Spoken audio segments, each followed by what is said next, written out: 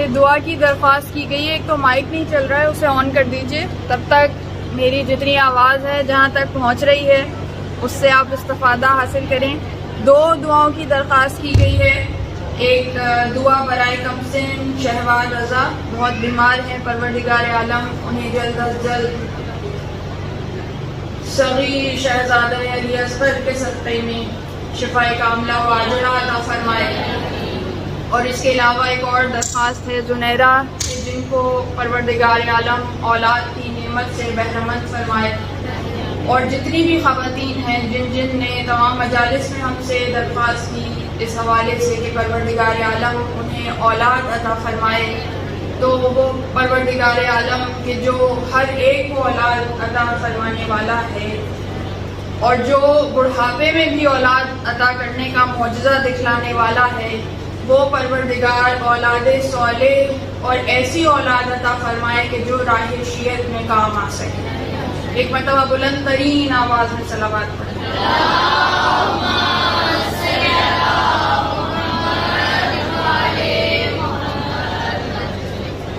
اعوذ باللہ من الشیطان اللعین الرجیم. بسم اللہ الرحمن الرحیم.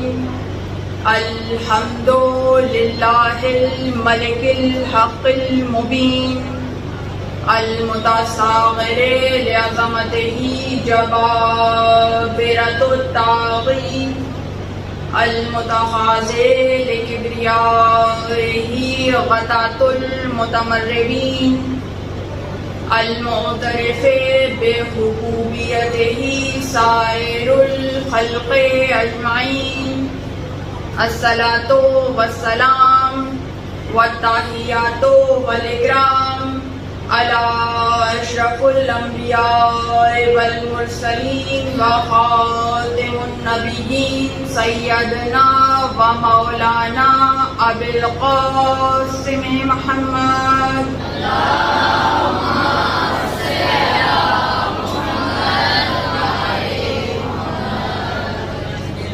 وَأَهْلِ بَيْتِهِ الطَّيِّبِينَ الطَّاهِرِينَ الْمَعْصُومِينَ الْمَظْلُومِينَ. أَمَّا بَعْدُ فَقَدْ قَالَ اللَّهُ سُبْحَانَهُ وَتَعَالَى فِي مُحْكَمِ كِتَابِهِ الْمُبِينِ. بسم اللہ الرحمن الرحیم. بقیۃ اللہ خیر لکم ان کنتم مؤمنین. صلوات.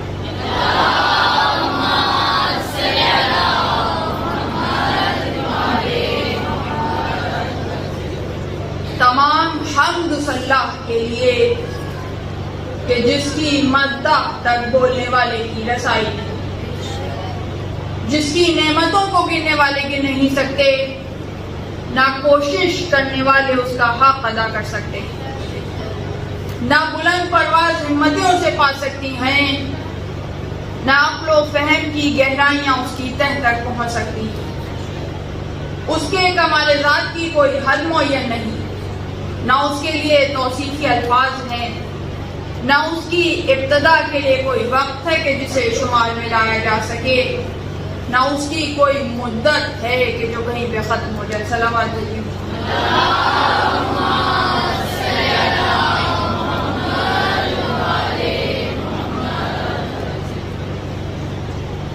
گفتگو اپنے چھٹے مرحلے میں داخل ہو گئی. تیزی کے ساتھ دن گزرتے جا رہے ہیں, ساعتوں پہ ساعتیں گزرتی جا رہی ہیں, اور مجھے بہت خوشی ہے کہ جو پیغام ہے وہ آپ تک منتقل ہو رہا ہے. کل مجھے بے شمار میسیجز موصول ہوئے جس میں مجھے یہ یقین دہانی کرائی گئی کہ پیغام منتقل ہو رہا ہے اور موضوع آپ لوگوں کو پسند بھی آ رہا ہے اور سمجھ بھی آ رہا ہے. تو ان سب چیزوں سے ایک تو کوئی اگر غلط فہمی ہوتی ہے کسی کے ذہن میں تو وہ ختم ہو جاتی ہے, اور دوسرا ہمیں بھی پتہ چلتا رہتا ہے, فیڈ بیک ملتا رہتا ہے کہ پیغام آپ تک منتقل ہو رہا ہے.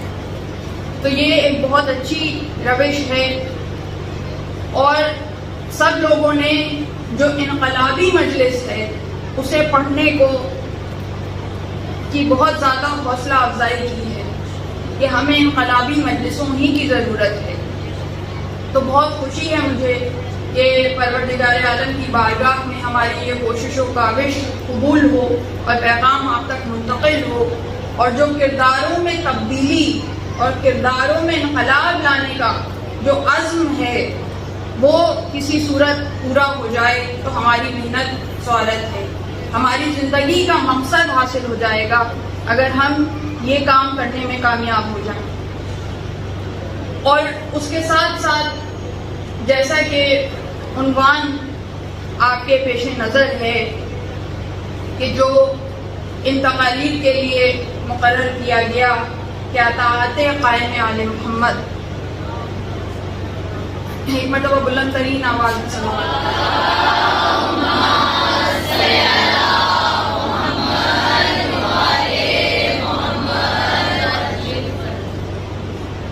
تو جب ہم اطاعت کی بات کرتے ہیں تو میں نے آپ کے سامنے پچھلی مجلسوں میں یہ گوش گزار کرنے کی کوشش کی کہ سب سے پہلے دل میں خلوص، نیت کا خلوص، تزکیہ نفس، یہ چیزیں ضروری ہیں کہ جب ہم اطاعت کا ارادہ کریں اور اطاعت کی کوشش کریں تو یہ پری ریکوزٹس ہیں.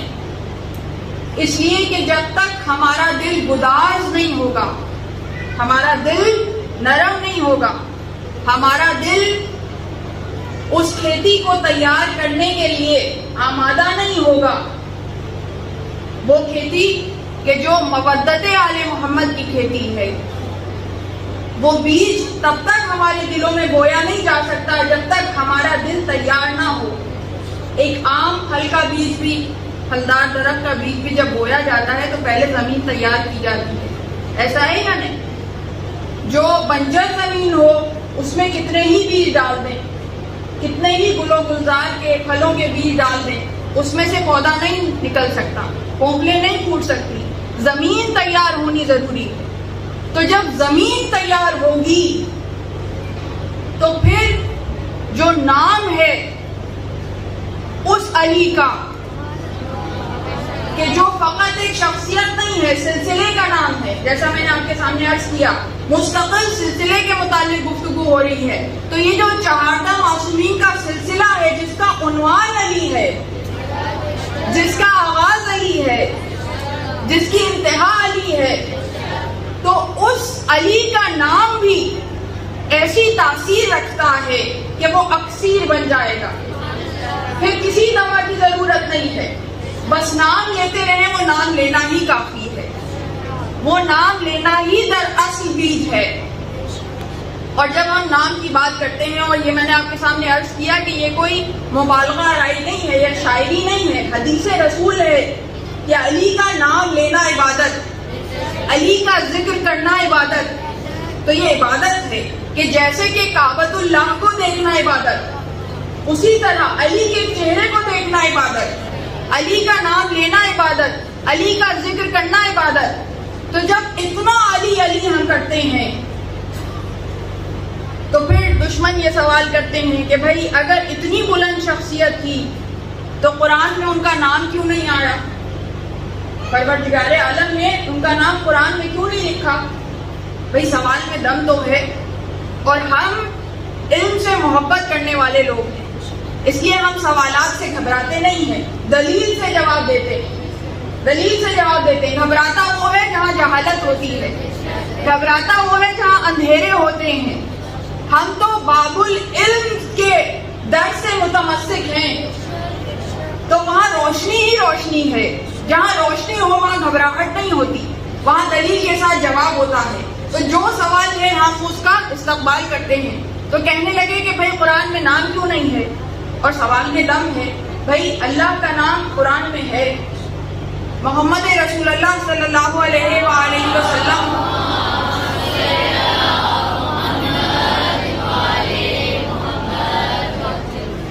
نبی برحق کا نام قرآن میں موجود ہے.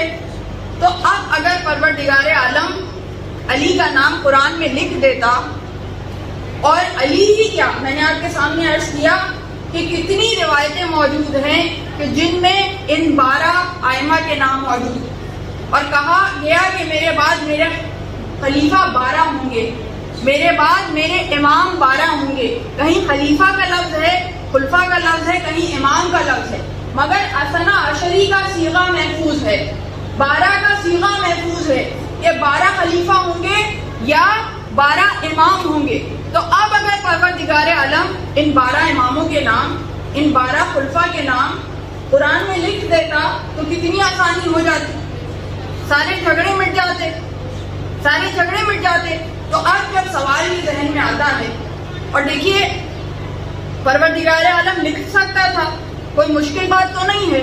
ان اللہ علی کل شیء قدیر، ہر ایک شے پہ قدرت ہے، ہر ایک شے پہ دسترس ہے پروردگار عالم کو، تو اس کے لیے کوئی مشکل بات نہیں ہے، وہ قرآن میں نام لکھ سکتا تھا. تو اب اگر علی کا نام، حسن کا نام، حسین کا نام، قائم آل محمد تک کے نام،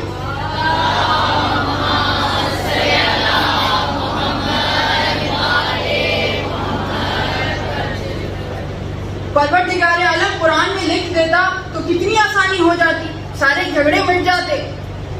تو اب جب یہ سوال آتا ہے تو کچھ لوگ یہ جواب دیتے ہیں کہ اللہ نے اس لیے علی کا نام قرآن میں نہیں لکھا، اس لیے علی کا نام قرآن میں نہیں لکھا کہ لوگ پھر علی کا نام کاٹ کاٹ کے اپنوں کا نام لکھتے تھے، تحریف کا خطرہ تھا، اس لیے اللہ نے ان کا نام نہیں لکھا.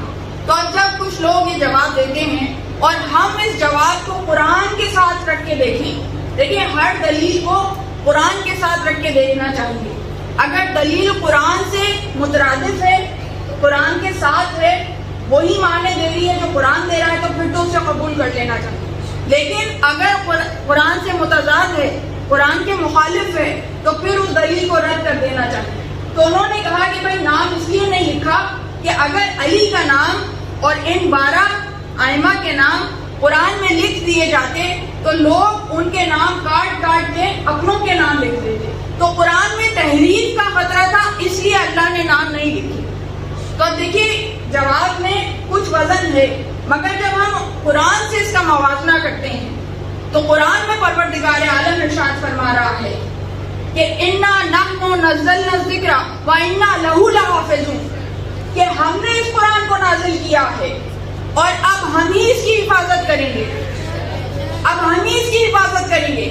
تو قرآن کی حفاظت کی ذمہ داری پروردگار عالم نے لی ہے. تو جس کی حفاظت خداوند عالم خود کرے اس میں کون تحریف کر سکتا ہے؟ اس میں کس کی جرأت ہے کہ وہ کوئی نام کاٹ کے اپنے کا نام لکھ سکے؟ کس کی کیا مجال ہے؟ کوئی نہیں لکھ سکتا. تو قرآن میں تحریف کا خطرہ نہیں ہے، قرآن میں کوئی نام کاٹ کے اپنوں کے نام نہیں لکھ سکتا. تو اب سوال اپنی جگہ قائم، سوال اپنی جگہ قائم، اس لیے کہ یہ جواب قرآن سے متصادم ہے. قرآن کہہ رہا ہے کہ تحریف ممکن نہیں ہے، ہم قرآن کی حفاظت کر رہے ہیں، ہم نے اسے نازل کیا ہے اور ہم ہی اس کی حفاظت کریں گے. تو اب سوال اپنی جگہ ہے کہ اگر علی کا نام، حسن کا نام، حسین کا نام، ان 12 علی کے نام،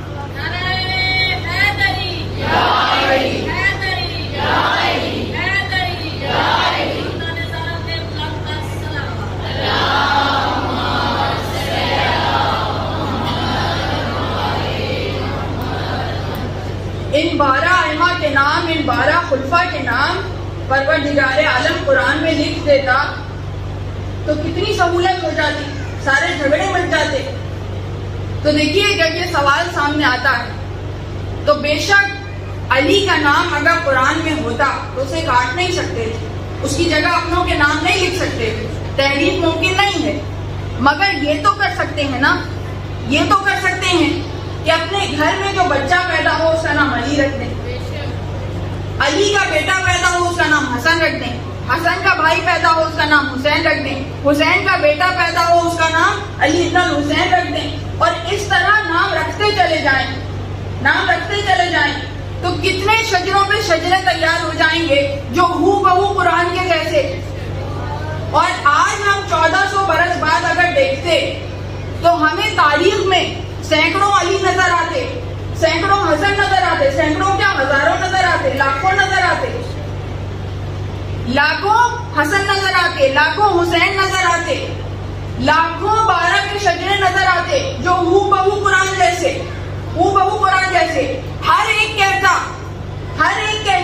کہ یہ جو ہمارا علی ہے یہ قرآن والا ہے، یہ جو ہمارا علی ہے یہ قرآن والا ہے. ہر ایک کہتا ہے. ایسا ہوتا ہے یا نہیں؟ کوئی مشکل بات تو نہیں ہے، مشکل بات تو نہیں ہے. تو اسی لیے پروردگار عالم نے نام کو کسوٹی نہیں بنایا پہچان کی، نام سے نہیں پہچانوایا، نام کو کسوٹی نہیں بنایا پہچان کی. اس لیے کہ اگر نام کو کسوٹی بناتا تو ہزاروں علی لے آتے، ہزاروں حسن لے آتے، ہزاروں حسین لے آتے. اسی لیے پروردگار عالم نے قرآن میں علی کا نام نہیں لکھا، علی کا کردار لکھ دیا.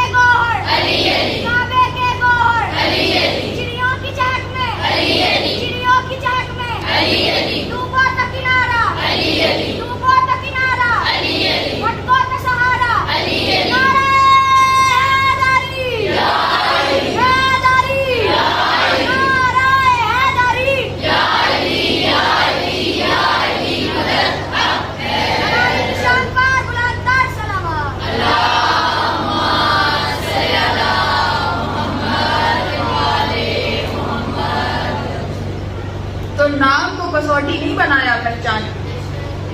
علی کا نام قرآن میں نہیں لکھا، علی کا کردار قرآن میں لکھ دیا.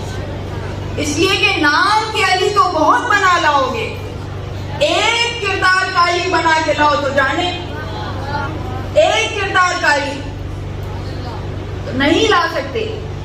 علی کے کردار جیسا بنا کے نہیں لا سکتے، چاہے کتنے بھی سر جوڑ کے بیٹھ جائیں، چاہے کتنے بھی سر جوڑ کے بیٹھ جائیں. بالکل وہی مثال ہے جیسے قرآن نے چیلنج کیا کہ تم سب مل کر بھی قرآن کی ایک آیت کے مترادف آیت نہیں لا سکتے. کتنی بھی کوشش کر لو تو جہاں قرآن صامت کے لیے یہی چیلنج ہے وہی قرآن ناطق کے لیے بھی یہی چیلنج ہے.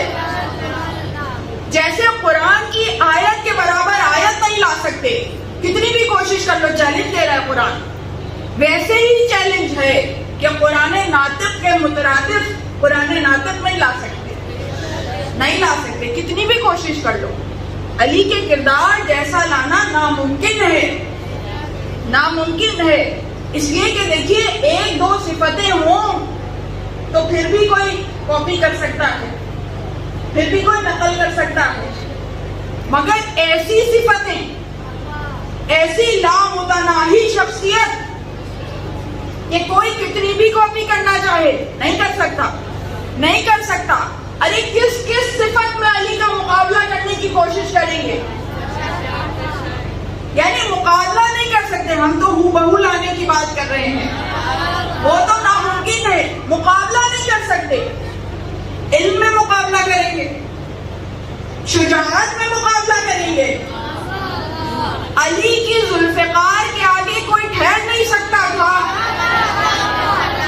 اور مقابلے میں وہ ہیں کہ جو جنگ کے میدان میں ٹھہر نہیں سکتے تھے.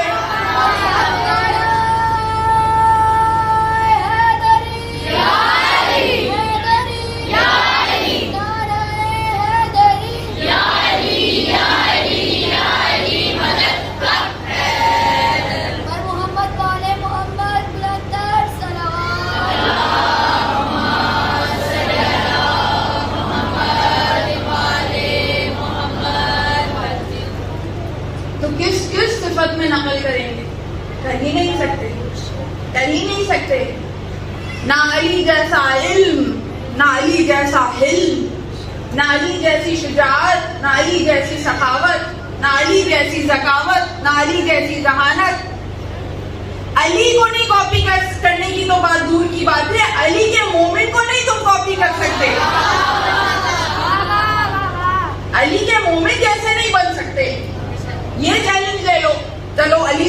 بات ہے، علی کہاں اور تم کہاں؟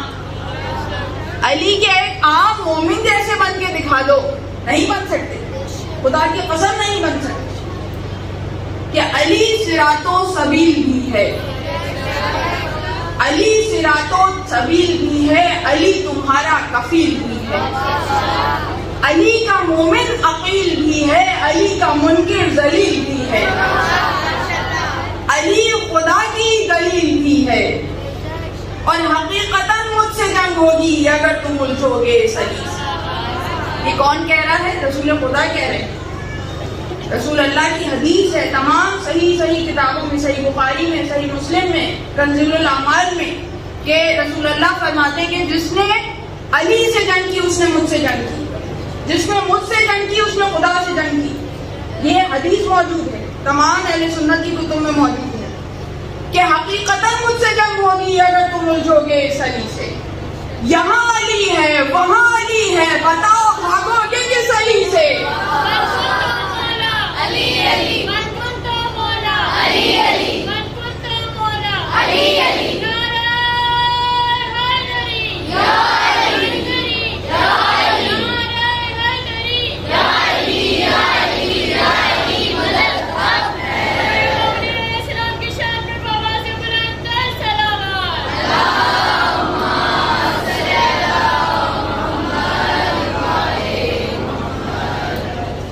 حقیقتاً مجھ سے جنگ ہوگی اگر تم الجھو گے اس علی سے۔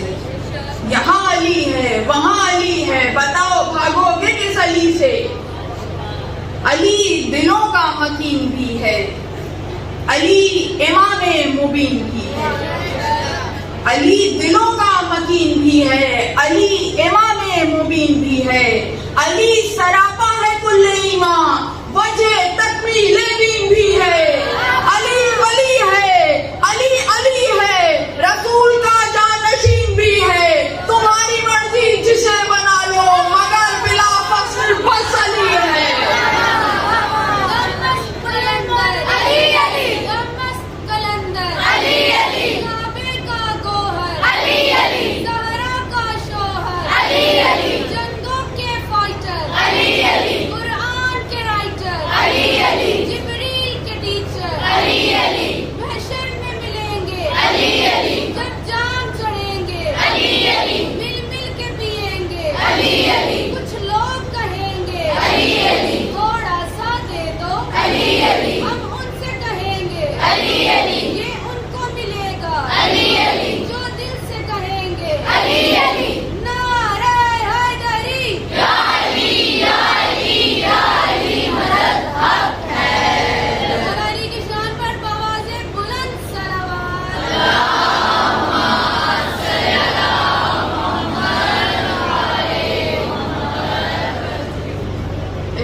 بلند ترین آواز میں صلوات۔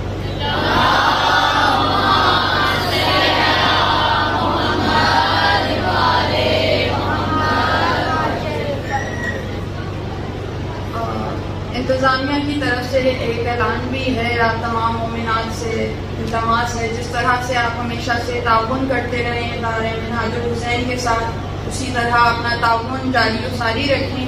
اسی کی بدولت یہ تمام مجالس اور تمام جلوس اور جتنی بھی اعضاء کی محافل ہیں وہ منعقد ہو پاتی ہیں، تو آپ سب کے تعاون کے ساتھ انشاءاللہ ہم اس سلسلے کو آگے بڑھاتے رہیں گے۔ ایک مرتبہ بلند ترین آواز میں صلوات۔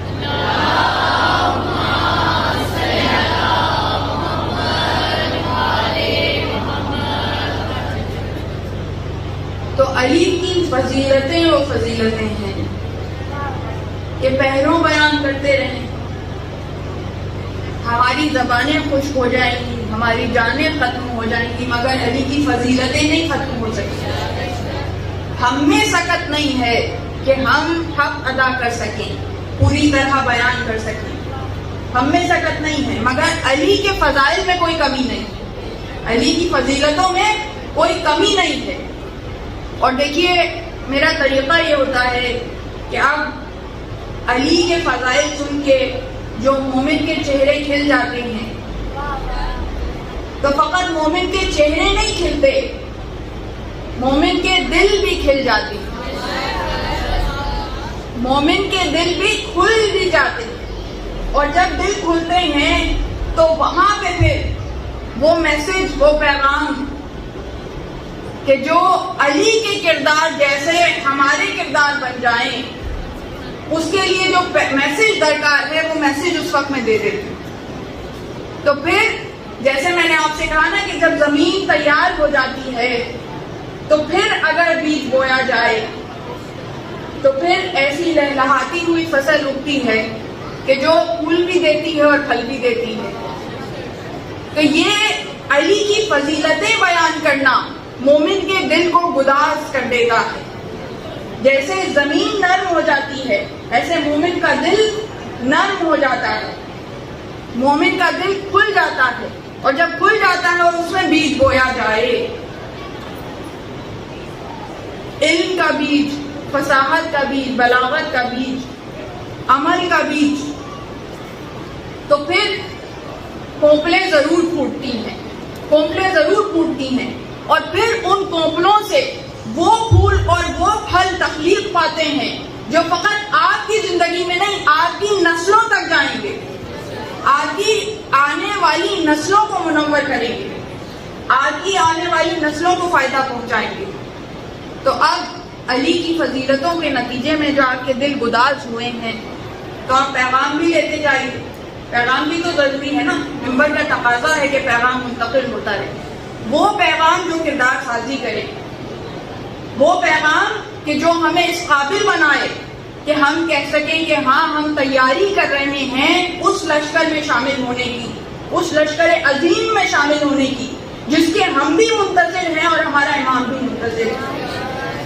تو ہم اپنے ایمان کے انتظار کو زیادہ طویل نہ کریں، جتنی زیادہ ہم کوشش کریں گے اتنا ہمارے امام کا انتظار کم ہوگا، ایمان کی صعوبتیں کم ہوں گی، ایمان کی تکلیف کم ہوگی، ایمان کی زحمتیں کم ہوں گی۔ تو اس لیے ضروری ہے ہم اپنی کردار سازی کرتے چلے جائیں۔ تو اب کردار سازی سے متعلق مسلسل گفتگو ہو رہی ہے، مسلسل گفتگو ہو رہی ہے۔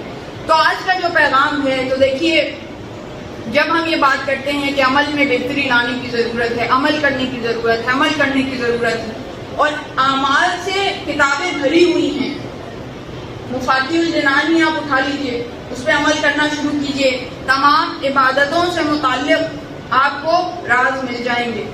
فقہی کتابیں بھری ہوئی ہیں، اخلاقی کتابیں بھری ہوئی ہیں جو فضائل محمد و آل محمد کے اخلاق سے مزین ہیں، ان کو فالو کرتے چلے جائیے۔ تو اعمال سب کو پتہ ہے کرنا کیا ہے، مگر مسئلہ یہ ہوتا ہے کہ جب کرنے کی باری آتی ہے تو انسان کا نفس سست پڑنے لگتا ہے، ایسا ہے یا نہیں؟ اور آج کے زمانے میں یہ مسئلہ بڑھتا جا رہا ہے کہ انسان خود کو اتنا سست محسوس کرتا ہے یا اتنا ناتواں محسوس کرتا ہے کہ کچھ کرنے کا دل نہیں چاہتا۔ کہاں تو ہم کہہ رہے ہیں کہ پوری کتابوں پہ عمل کریں، کہاں یہ نہیں ہوتا کہ صرف واجبات بھی پورے ہو جائیں۔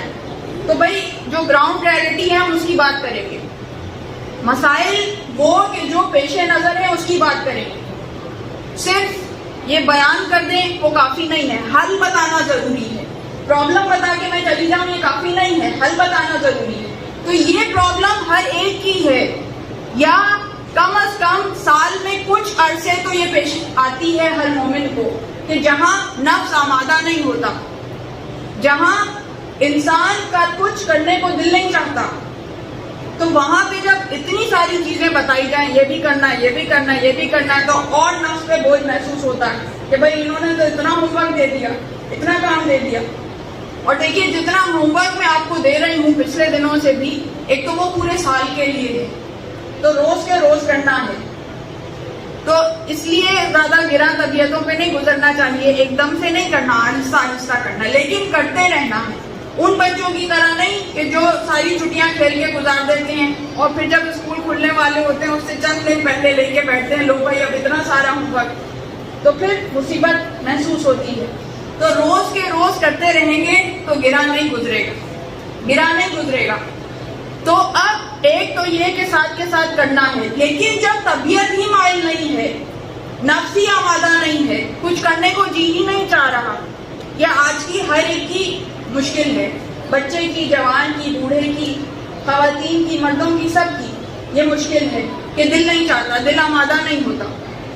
تو اب جب دل آمادہ نہیں ہوتا تو اس مشکل کو حل کرنے کے دو طریقے ہیں.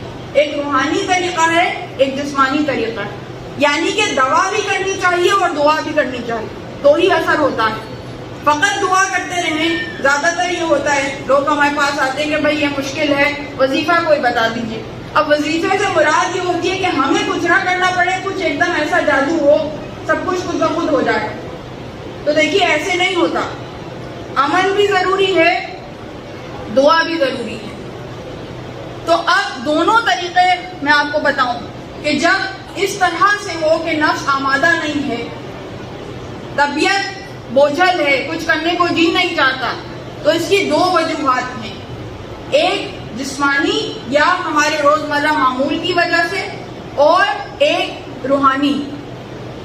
یہ وجہ اس لیے ہوتی ہے کہ آپ اتنا ناتواں محسوس کرتے ہیں، کچھ کرنے کو دل نہیں چاہتا، کہ جب آپ ایسے معمولات میں اپنے آپ کو مشغول کر لیتے ہیں، اتنی زیادہ چیزوں میں مشغول کر لیتے ہیں جو بے مقصد ہوتی ہیں. گناہ نہیں، صرف گناہ نہیں، گناہ کریں گے تو اور بھی جلدی اس کا اثر ہوگا. اس کا تو 10 منٹ 15 منٹ کی بھی روح برداشت نہیں کر سکے گی. لیکن مباح اعمال بھی جو بے مقصد ہوں، وہ آپ کے روح پہ بوجھ ڈالتے ہیں، آپ کے نفس پہ بوجھ ڈالتے ہیں، جس کی وجہ سے طبیعت بوجھل ہونے لگتی ہے، روح بوجھل ہونے لگتی ہے.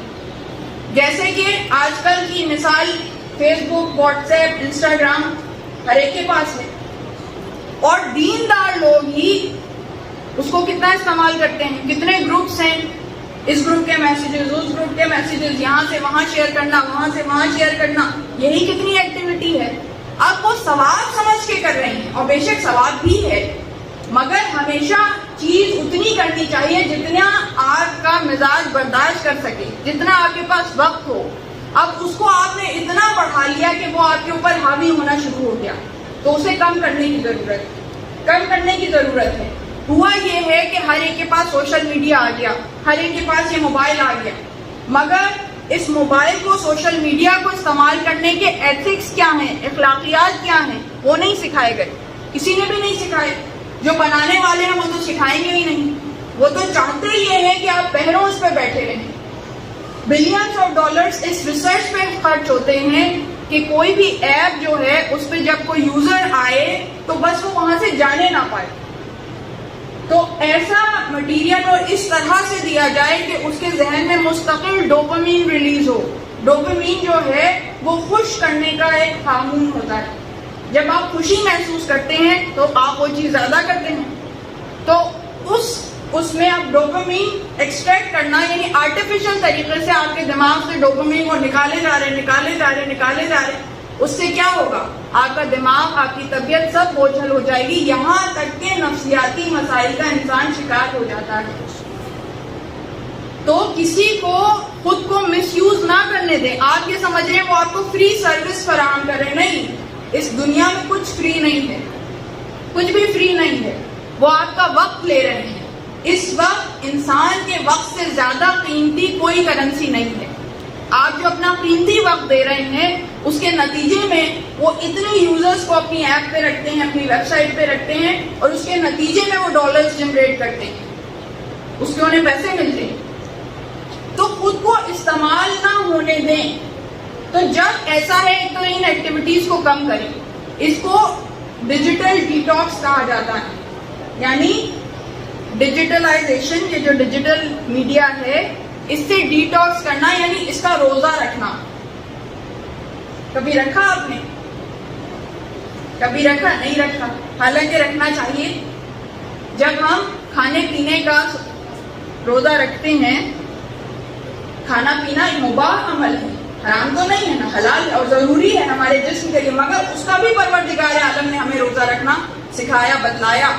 عمرے میں اور حج میں کتنی چیزیں ہم پہ ممنوع قرار دے دی جاتی ہیں. کیوں؟ تاکہ ہمیں ان کے بغیر رہنے کی عادت ہو.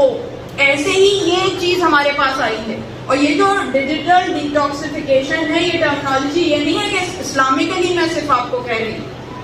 بلکہ ویسٹرن ورلڈ میں یہ باقاعدہ ٹرمینالوجی ہے کہ آپ ڈیجیٹل ڈیٹاکسیفیکیشن کریں تاکہ جو آپ کے ذہن میں غلط ہارمونز، غلط مادے، غلط کیمیکلز جنریٹ ہو رہے ہیں وہ سب ختم ہو سکیں.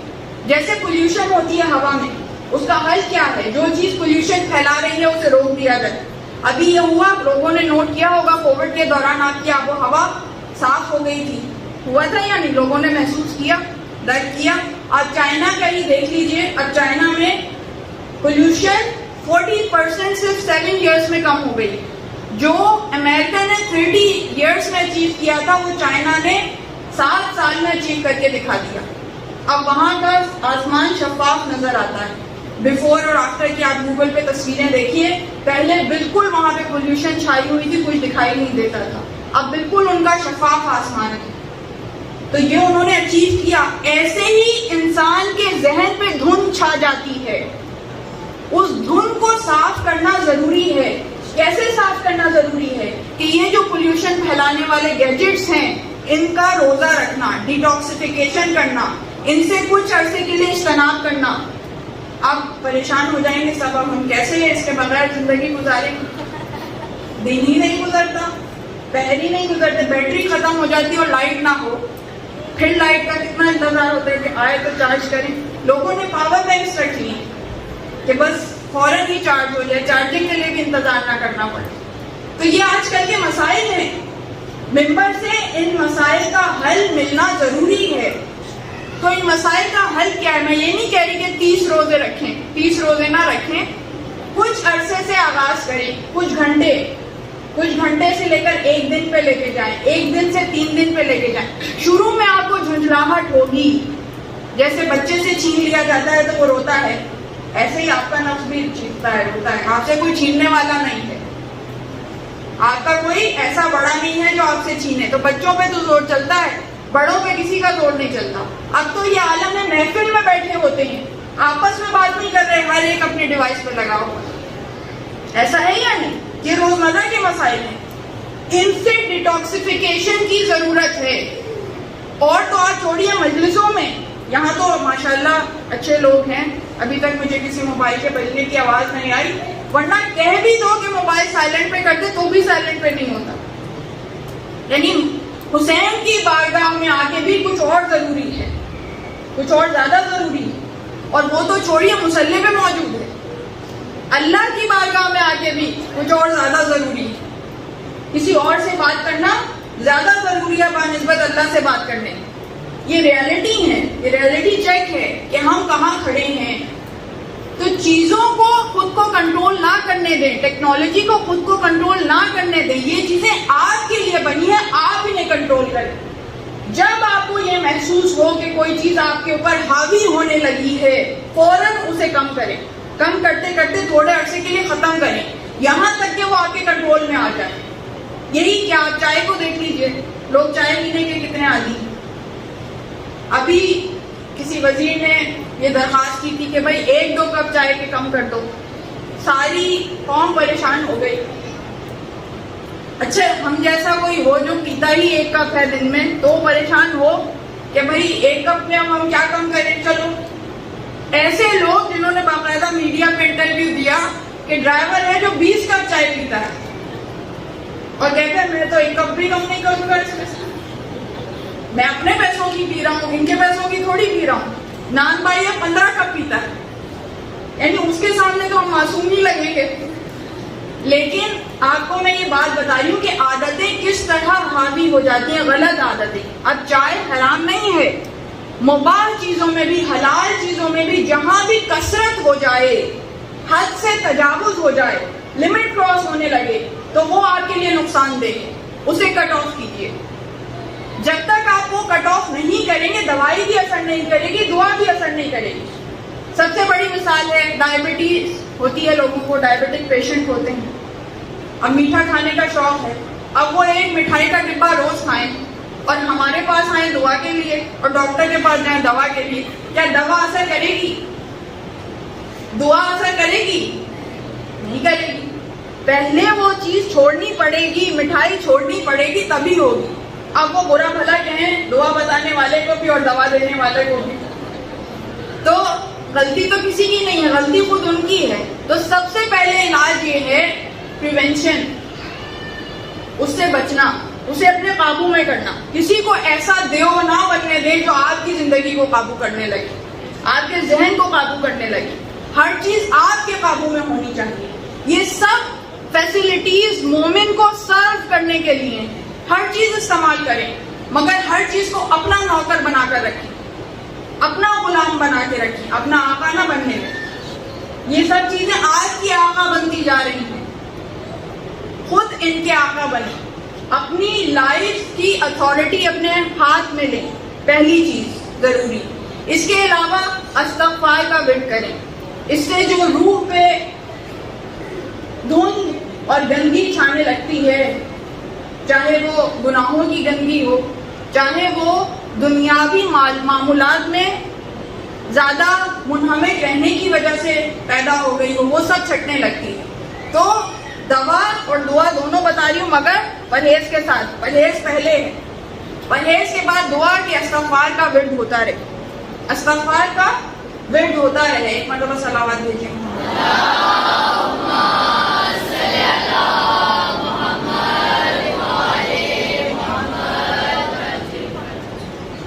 تو جب استغفار کا آپ ورد کرتے چلے جائیں گے تو آسانی پیدا ہوتی چلی جائے گی. ڈیٹاکسیفیکیشن بھی کیا, استغفار کا ورد بھی کیا. اور اس کے ساتھ ساتھ ضروری ہے کہ اپنے وقت کے امام کو حاضر و ناظر جانیں, حاضر و ناظر سمجھیں. ہم کہتے تو ہیں مگر ہم سمجھتے نہیں ہیں. کچھ جو بھی آپ کام کرنے لگیں خود سے سوال کیا کریں کہ یہ جو میں کام کرنے لگی ہوں اس سے امام خوش ہوں گے یا اس سے امام ناراض ہوں گے. اگر جواب آئے خوش ہوں گے تو ضرور کیجیے, اگر جواب آئے ناراض ہوں گے یا شاید ناراض ہوں گے تو اس سے اجتناب کر لیں. کچھ عرصے آپ یہ کریں گے, آپ کی عادت بننی شروع ہو جائے گی. دیکھیے, حلال کاموں میں بھی, مستحب کاموں میں بھی, بہترین کاموں میں بھی یہ چیک ضروری ہے. مجلس پڑھنا بہترین عمل ہے, بہترین عمل ہے, مگر اس میں بھی یہ سوال ہے کہ جو میں پڑھ رہی ہوں, جو میسج میں دے رہی ہوں, اس سے امام خوش ہوں گے یا ناراض ہوں گے. جیسی مجلس میں پڑھ رہی ہوں اس سے امام خوش ہوں گے یا ناراض ہوں گے. اگر جواب آئے خوش ہوں گے تو کیجیے, چاہے مجمع ناراض ہو. اور اگر جواب آئے مجمع خوش ہوگا, امام ناراض ہوں گے, تو نہیں پڑھیے, اس لیے کہ مجمع کے لیے مجلس نہیں ہے, مولا کے لیے مجلس ہے. تو ہر چیز قربتاً اللہ ہے, اللہ کی خوشنودی کے لیے ہے, اللہ کی خوشنودی کے لیے. اب کوئی یہ کہے کہ یہ امام کی مرضی کی بات کر رہے ہیں, اللہ کی مرضی کی بات نہیں کر رہے. اسی دن کے لیے بار بار ممبروں سے یہ آیت پڑھی گئی کہ وہ ہیں جنہوں نے مرضی خدا خرید لی.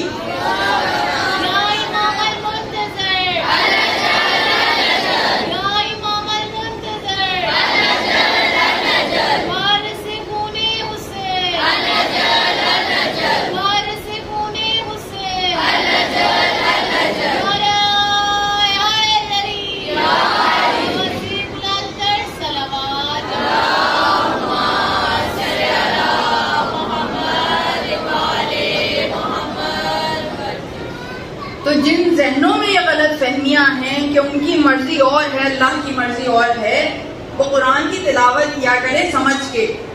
کل کا جو میسج تھا انہی کے لیے تھا, بس تلاوت پہ تلاوت نہ کرتے رہے, سمجھے بھی تو لکھا کیا ہے. تو وہاں لکھا ہوا ہے کہ وہ ہیں جنہوں نے اپنے نفسوں کو بیچ کر مرضی خدا خرید لی. اب مرضی خدا ان کے پاس ہے, تو ان کی مرضی اور اللہ کی مرضی میں کوئی دوری نہیں ہے.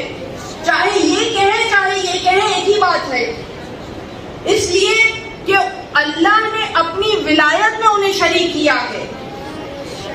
انما ولیکم اللہ ورسولہ والذین آمنوا الذین یقیمون الصلاۃ ویؤتون الزکاۃ وہم راکعون, کہ بس اللہ تمہارا ولی ہے اور رسول, اور وہ لوگ کہ جو حالت رکوع میں زکات دیتے ہیں. یہ کس کے لیے ہے؟ اب اللہ نے اس آیت میں ولی کا لفظ 3 دفعہ استعمال نہیں کیا. اگر 3 دفعہ استعمال ہوتا تو اس کا مطلب یہ ہوتا کہ اللہ کی ولایت اور ہے، رسول کی ولایت اور ہے، علی کی ولایت اور ہے. نہیں، یہاں بھی علی فقط ایک شخصیت کا نام نہیں ہے، پورے سلسلے کا نام ہے. جبھی جمع کا صیغہ ہے، جبھی جمع کا صیغہ ہے. اور جو جیسا اللہ ولی ہے ویسا رسول ہے، ویسا علی ولی ہے. اور یہ ہم نے نہیں بنایا، اللہ نے بنا کر بھیجا. تو اللہ کے بنانے والے کو جو مانتا ہے، اللہ کے بنانے والے کو جو مانتا ہے وہ نبی ہوتا ہے یا ملک ہوتا ہے، اور جو اللہ کے بنانے والے کو نہ مانے وہ شیطان ہوتا ہے.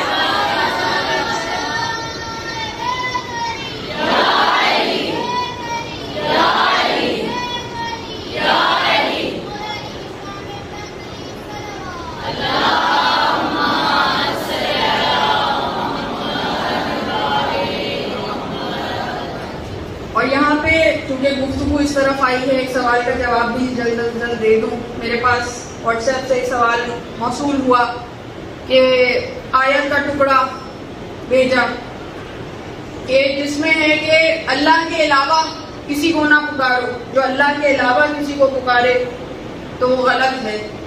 اللہ کے علاوہ کوئی فائدہ اور نقصان نہیں پہنچا سکتا، اللہ ہی خلق کرنے والا ہے. بے شک اس میں کوئی شک نہیں ہے. دیکھیے ان لوگوں کا طریقہ یہ ہوتا ہے کہ ایک تو ہمیشہ آیتوں کے ٹکڑے بھیجتے ہیں. دوسری بات یہ، ہم نے یہ کب کہا کہ وہ اللہ سے ہٹ کے ہمیں کوئی فائدہ پہنچا سکتے ہیں؟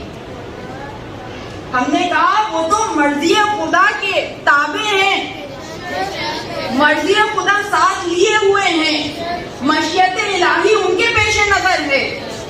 بے اذن اللہ، اللہ کے اذن سے، اللہ کی اجازت سے، جس طرح عیسیٰ مردے کو زندہ کر دیا کرتے تھے. قرآن کی آیت ہے، قرآن کی آیت ہے، ہم نے نہیں یہ فضائل بیان کرے، قرآن بیان کر رہا ہے. تو جس طرح عیسیٰ بے اذن اللہ، اللہ کے اذن سے، اللہ کی اجازت سے مردے کو زندہ کر دیا کرتے تھے، اسی طرح جو عیسیٰ کا امام ہے، جس کے پیچھے عیسیٰ نماز پڑھیں گے، جو عیسیٰ کا امام ہے، وہ بھی بے اذن اللہ یہ معجزات دکھاتا ہے. اور اللہ نے قرآن میں ہی حکم دیا کہ مجھ تک پہنچنے کے لیے وسیلہ تلاش کرو، وسیلہ تلاش کرو. تو اب وسیلہ کون ہو سکتا ہے؟ وسیلہ وہی ہو سکتا ہے کہ جو مرضی خدا خرید کے رکھے، جو اپنے نفس کو بیچ دے. اس سے بڑا وسیلہ کون ہو سکتا ہے؟ تو یہ وہ منتخب بندے ہیں کہ جو اللہ کے محبوب ہیں، جن کے لیے اس دنیا کو پروردگار عالم نے خلق کیا، کہ جو ہمارے اس دنیا میں ہونے کی ضمانت ہیں. ہمارا مقصد حیات ان کی اطاعت کرنا ہے، ان کی اطاعت کرنا ہے. تو اب اگر کوئی یہ سوال کرے تو سمجھ جائیے کہ علم نہیں رکھتا، قرآن کی تلاوت کرتا ہوگا مگر قرآن کو نہ سمجھتا ہے نہ اس کی ہدایت پہ عمل کرتا ہے. قرآن سے ہدایت نہیں حاصل کرتا، قرآن سے فقط ثواب حاصل کرنے کی کوشش کرتا ہے. اس لیے کہ جو ہدایت یافتہ کو چھوڑ دے، جو ہادی برحق کو چھوڑ دے، اسے ہدایت کیسے ملے گی؟ اسے ہدایت کیسے ملے گی؟ تو اب قرآن نے ہی ہمیں یہ بتلایا کہ ان سے مانگو، اس لیے کہ یہ بے اذن اللہ عطا کر سکتے ہیں، یہ بے اذن اللہ عطا کر سکتے ہیں. ایک مرتبہ بلند ترین آواز میں صلوات دیجیے.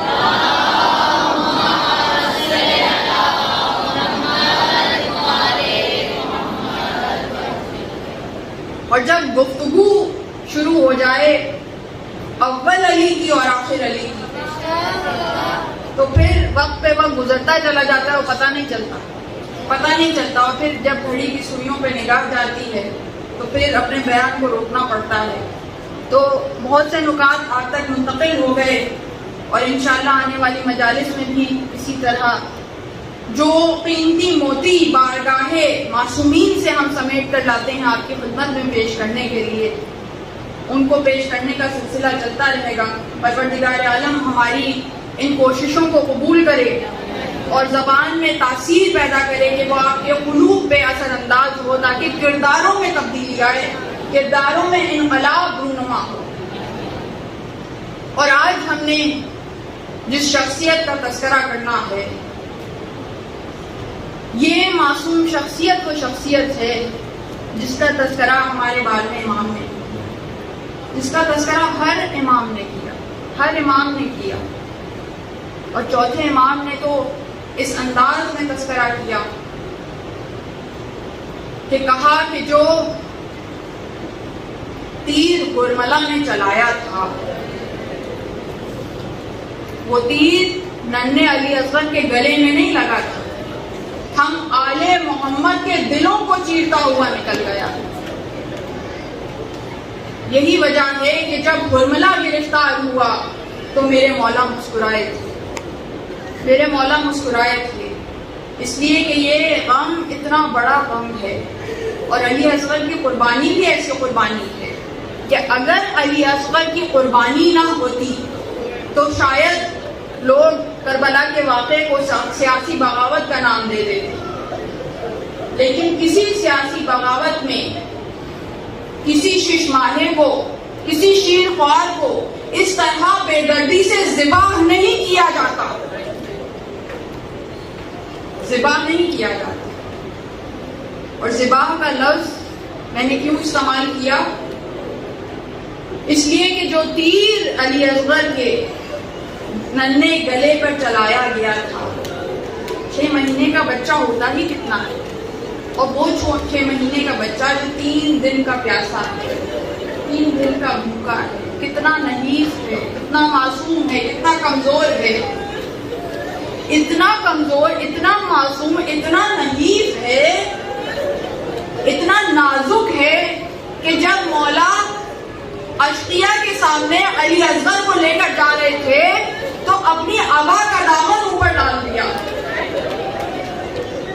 کہ کہیں میرا معصوم صغیر دھوپ سے کملا نہ جائے۔ اس قدر خیال کر رہے ہیں ماں اور باپ، کتنی محبت ہے امام حسین کو علی اصغر سے، مگر علی اصغر وہ مجاہد ہے کہ جس نے حلم ناصرین ینصرنا کی آواز پر لبیک کہا ہے، کتنا بڑا مجاہد ہے 6 مہینے کا مگر اتنا بڑا مجاہد۔ اور اب جس وقت امام لے کر آئے میدان میں، امام لے کر آئے میدان میں اور کہا کہ تمہاری جو دشمنی ہے مجھ سے ہے، اس 6 مہینے کے بچے نے تو کوئی قصور نہیں کیا، اسے تو پانی پلا دو، اسے تو پانی پلا دو۔ مختلف آوازیں آنی شروع ہوئی، کسی نے کہا کہ شاید حسین علی اصغر کے بہانے سے خود پانی پینا چاہتے ہیں، خود پانی پینا چاہتے ہیں۔ تو اس وقت امام حسین نے 6 مہینے کے صغیر کو تپتی ہوئی گرم ریت پر لٹا دیا۔ وہ بچہ جو نقاہت سے آنکھیں بند کیے ہوئے تھا، ایک مرتبہ جب کربلا کی گرم ریت کی گرمی نحیف جسم تک پہنچی تو بے اختیار آنکھیں کھولی، حجت خدا کو دیکھا، امام حسین کی نگاہیں کہہ رہی تھی علی اصغر تم حجت خدا کے فرزند ہو، اپنی پیاس کو ثابت کرو۔ ایک مرتبہ علی اصغر نے اپنے چہرے کو پھیلایا، اشقیہ کی طرف دیکھا اور دیکھنے کے بعد اپنے خشک لبوں پر اپنی سوکھی ہوئی زبان پھیلانا شروع کی۔ فوجوں میں تلاطم برپا ہو گیا، سپاہی منہ پھیر پھیر کے رونے لگے، سرگوشیاں ہونے لگی، ارے یہ تو ظلم کی انتہا ہو گئی، اس بچے نے کیا قصور کیا ہے۔ ان آوازوں کا بلند ہونا تھا، ان آوازوں کا بلند ہونا تھا۔ عمر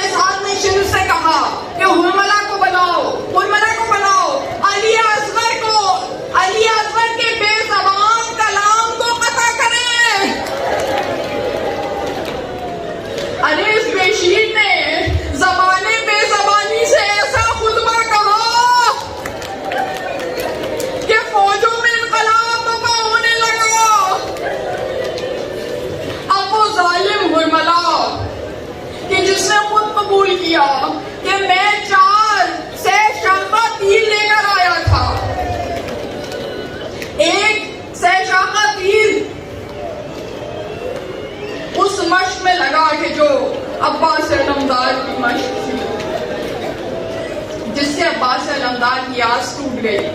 دوسرا سہشاخہ تیر نگاہ عباس میں لگا. اب تیسرا سہشاخہ تیر حرملہ نے چلہ کمان میں جوڑا. یہ سہشاخہ تیر فقط 3 منہ والا نہیں تھا، 3 ڈھال والا نہیں تھا، لوہے کا بنا ہوا تیر. تاریخ کی کتابوں میں پوری تفصیل موجود ہے. 6 طرح کے تیر کربلا کے میدان میں استعمال ہوئے. 6 طرح کے تیر، ان تیروں کے نام بھی موجود ہیں. ان میں سے یہ ہے سہشاخہ تیر کہ جو لوہے کا بنا ہوا تیر تھا، جو بدو عرب وحشی گھوڑوں کو، دوڑتے ہوئے گھوڑوں کو روکنے کے لیے ان کی گردنوں پہ مار کر استعمال